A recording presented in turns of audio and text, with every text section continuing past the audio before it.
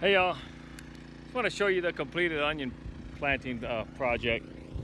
There's about 2,000 onions in here, and I went ahead and watered. It took me an hour and a half to water everything. But you know, the onions that I put in yesterday or the day before, they're already looking like they're grabbing. They already look like they're doing a good job getting established. Now I got water coming in down there, but that's what it looks like. And see that? I went ahead and decided to bypass weeding in between the rows because you know, I gotta head back, and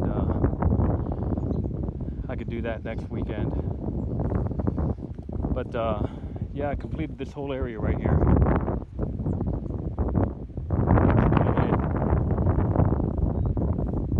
Took care of it. Oh, I gotta turn that water off. I got the water from up there coming down here with a hose. And then over here, I got another water line right here. The idea was to have two water tanks right here. One here, and another one over here where that white pipe's at. But I need to put one up there in that corner up there. I think I'm just gonna tee off from there and just run it straight down there. That way I could have water at all four corners. But that's what it looks like.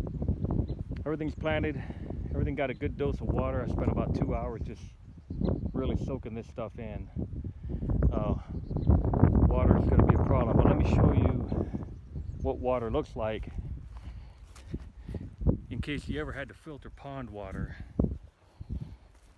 This is what it looks like after about a week. It's pretty clear. It doesn't look clear, but it's pretty clear. See how you see the bottom? Okay, and this is what water looks like when it comes right out of the pond. See how it looks a little murky? Let's show you up here at the top. So after about a week or so, even up here on this big tank, all the particles have settled, all the dirt and stuff will settle down at the bottom, and you could actually see the bottom of this tank after about a week. I'll show it next week when I come by.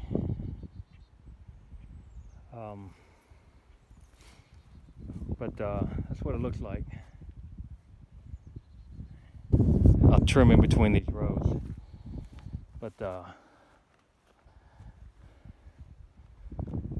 it looks cool. I've got to figure out those potatoes. I got to figure out that potato problem. Show you over here.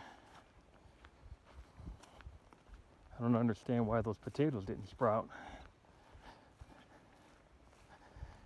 I'm gonna those are the Detroit golden beets all scattered around in here, in these rows right here.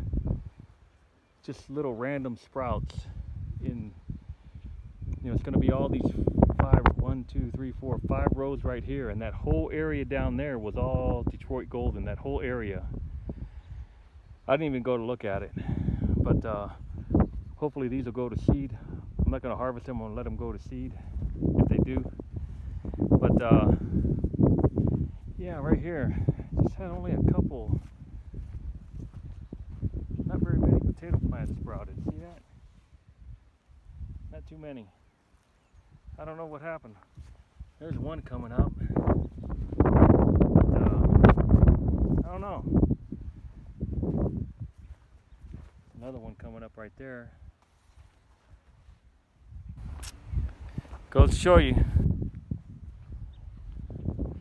there's a lot of risk in planting food, so it's good to have some tucked away, because you know, you might think you're doing everything correctly, and still it's not working out. So